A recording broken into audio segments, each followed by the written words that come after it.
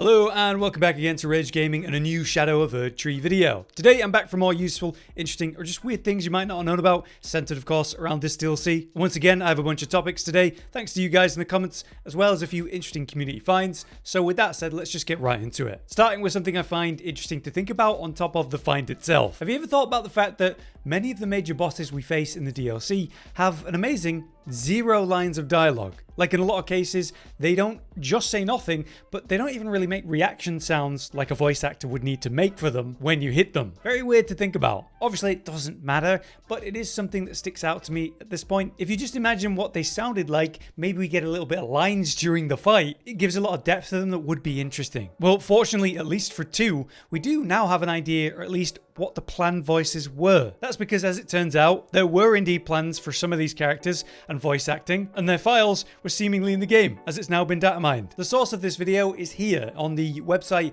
Bilibili, which to my understanding is kind of like a Chinese video website comparable to, say, YouTube. In any case, the poster was 714. It is a shock to find out that they actually have voices and they just didn't use them. Children of the tower, butterflies take wing.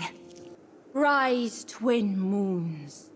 So, Romina referenced some kind of tower, I would assume Bellarat or Inner Elim itself, referencing the butterflies to take wing. I imagine these lines are going to play out during the fight, and there's various attacks where Romina does use butterflies by spreading them out for an explosion. Meanwhile, we do have Rellana ordering the moons to rise. It's easy to imagine her calling that one out right as she brings out the 2 moons to slam down on you with. Both voice actors sounded good. These takes would have fit perfectly in the game, and yet it was unused. Take it with a grain of salt. You know, we never know how real this cut content really is, but at the same time, we've seen plenty of examples of this kind of stuff, and it is a shame to think that they do have no voice acting right now. That extra context through what they might have said would have been nice. Further, on the same day, we got this new Twitter post from the official Elden Ring Twitter, which showcases a thing to do with Rellana and Rennala, the 2 sisters. What did Rellana and her sister meet in their childhood? Well, it's very likely it's moon related, but let me know what you guys think for what they meant on that one. Okay, for the next thing in the video, we're hopping into game with my clown setup here, just to show you something absolutely fantastic. Do you remember the situation that we've looked at with the obsidian lamina over the last few episodes? Essentially, it's a normal Ash of War that allows you to dodge backwards, then follow it with a combo, which has you sort of swipe backwards again at the end. About a 3-parter, that's the normal combo, but you can break it by using other weapons and their Ashes of War. As we've shown, you're able to turn it into a double spin or a more vertical attack, even kind of like a thrust attack like the Glintstone Chris Ash of War lunge. Very strange, but it's not all positive, because my very quick thing today is that if you use Endure from any fist weapon before then equipping it and then trying to use the Ash of War, check out what happens. I CC myself.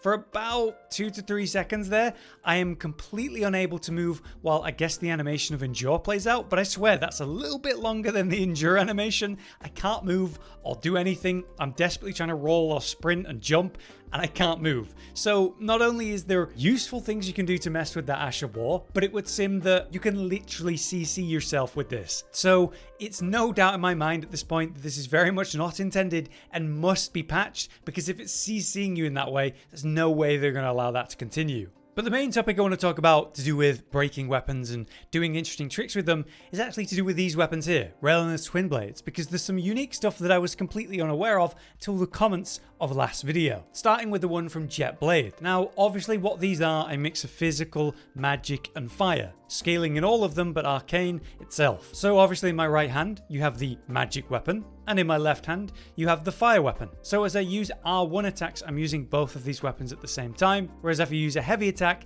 I'm using the magic weapon only by using my right hand. But interestingly, compared to other duo weapons, you can use the other weapon specifically. By pressing L1, if you didn't know, you can use the fire weapon specifically. The reason this is relevant is because you might come across an enemy that's weak to fire, for example the finger hands. You hit them with fire damage and it hard stuns them and they go into this burning animation. So perhaps you want to use just magic or just fire, not both of them. Technically it's possible, and that's something I didn't realize. So I'd like to credit Tristan Welk for that little addition in reply to Jetblade's comment, because to my understanding and what he said in the comments as well, is this is the only weapon that allows you to do it. The default paired weapons like this, the only one that allows you to uniquely control both blades at one time rather than being forced to use just one and then both, and that's it. But it was Jetblade's comment that talked about how you can actually swap the weapons around. So if I take the twin blades and instead of equipping them on my right hand, I equip them on my left hand, you can see that, yeah, when I've got just one equipped, it's the fire sword that's in my hand, rather than both of them or the magic one specifically. So if I pull out the magic sword,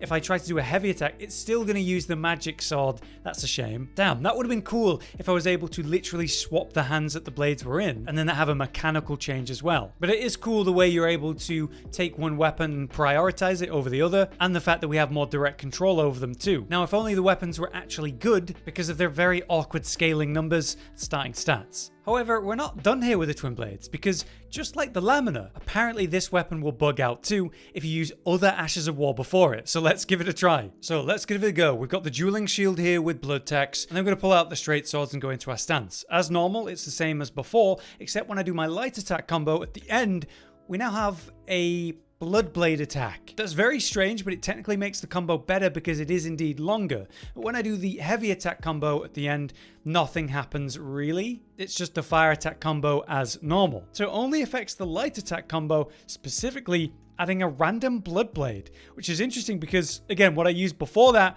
was blood tax, not blood blade. And now I've just gone and collected this Ash of War. Let's try this. This is the other one that would break it, or one of the other ones. Swap back to Rellanas, or try the light attack combo to see what changes at the end of this, if anything. Yes, it most certainly does change. That was Stormcaller. Can I continue that with like a heavy? No, okay. This is so weird. I can't believe how much is broken in this game. What other weapons have got strange new combos? Again, it doesn't seem to continue into the heavy attack version, just the light attack version, but obviously that is not doing what it was meant to do. This is so weird. If you guys experiment with this and find anything new, let me know. Now, moving on from that, here's something I'm excited to share with you just for its very relevant use. As I covered in a recent episode, there's this weird way you can bug out Consort Radahn. During phase 2, he leaps up into the air to come slamming back down on you like the original fight, but maybe worse. What we've been seeing is speedrunners and challenge runners make use of a strange trick to bug out that specific attack. Basically, by jumping over and over while Radahn is up in the air, you bug out the attack, resulting in Radahn teleporting right back to you, but now in a more neutral state, having cancelled the meteorite attack. This is great because during the leap up, you can hit him, and then during the teleport back down, when you do these jumps, that gives you another punish window, where you'd otherwise be running around trying to avoid the attack. The problem is, asking a normal player to do this, I think, is unreasonable, as I talked about. You need to do this jump pattern with the right timing, starting at the right moment, when instead you could be running away or hugging a wall. Now, fortunately, many people in the comments highlighted that there's an easier way to bug this out and do this, and thankfully most people talking about it did credit where they saw it. So credit and props to Ongbal, a challenge runner who posts incredible runs and boss kills that I'd recommend checking out. But to the point on this, Ongbal simply brings in dragon incantations to float in the air during Consort Radahn's meteor, resulting in, a very easy way to be hanging in the air at the right moment. You don't have to time it like the jumps, you're just up there, and that causes him to eventually teleport back to you without doing the real attack. No timing needed. So if you are running a build that can use any of the dragon incantations that'll have you hang in the air, it'll be way easier as a fight for that moment, and a very consistent way to break that attack. So while that's in the game, very good to know. For our next topic then, I want to talk about an OG character, Goldmask, because there's a new character in the DLC, Midra, and the two are actually very visually similar when you stop and look at them. I was made aware of this comparison by a post on Twitter by Quilag, and when you really stop and look at them, it is really similar. They're both kind of the same skin texture, both kind of naked, covered in rags, and even the mask, the headpiece that Goldmask wears, is similar. Now, obviously, Midra has achieved a kind of frenzied state here, very comparable, of course, to our successful frenzied ending in the original game. Like a frenzied eye that hangs where the head used to be. If we stop and look at the mask specifically for Goldmask, though, this obviously represents a sunflower, and that's important imagery. Goldmask is always facing the Erdtree wherever you find him, like the sunflower would with the sun. And one of the most obvious new comparisons we can make with that sunflower concept is the avatar of the Shadow tree, which is a living monster of a sunflower. So obviously, Goldmask's mask is indeed super similar to the avatar and its sunflower face. But in regards to, say, Midra and that glowing yellow eye that represents the madness, Goldmask's rune that gives you that potential ending for the original game, the mending rune of perfect order, is similar to that. This circular eye that's looking towards you, just a little bit darker by comparison. When we stop and think about the lore here, you've got the frenzied flame and their mantra, chaos take the world. Goldmask's ending is essentially the opposite of the frenzy. The ending using the Goldmask rune is literally called the Age of Order. So chaos and order, you know, they're yin and yang. The design choice to make Midra look super similar to Goldmask, I don't think is unintentional. I think they're meant to be two sides of the same coin. So it's just a cool comparison I wanted to highlight in the series. If you guys know if there's anything more to this though, let me know. Alright, so for our last thing, I want a quick update from the comments of last time to do with the dueling shield and this unique symbol. What we were talking about as if it was a representation of the Golden Order or the very gods themselves. That is because I'd seen that symbol one other place in the game, and that was this talisman, the Taker's cameo. On the right side, you see the symbol in a circle being consumed by the snakes, being devoured. So devouring whatever it means or represents, such as the gods as Rike had often said, or maybe it's the Golden Order. Well, as many people let me know in the comments, there's only one other thing that people seem to be aware of that looked similar to that symbol, the symbol you see on the shield. And it's actually a weapon. As you can see, this great spear does actually have a really similar curving and similar pattern to it. And the idea of the spear going through and continuing past that symbol, well, it's there on the spear as well. So an incredibly smart spot there, guys. A lot of people commented about that. This is specifically Celeria's tree, a crucible weapon. The primordial form of the Erdtree is close in nature to life itself, and this spear molded on its crucible is imbued with ancient holy essence. You know, we could also make a comparison here with the barbed staff spear, which isn't too dissimilar really.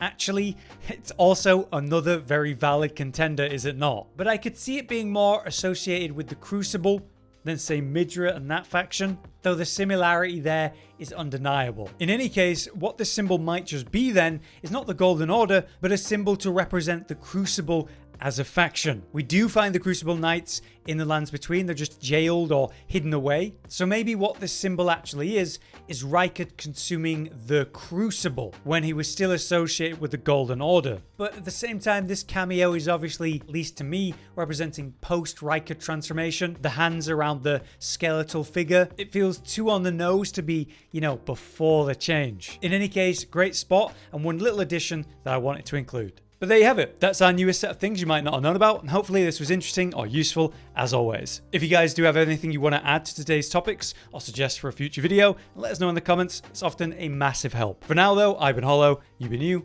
Thank you for watching.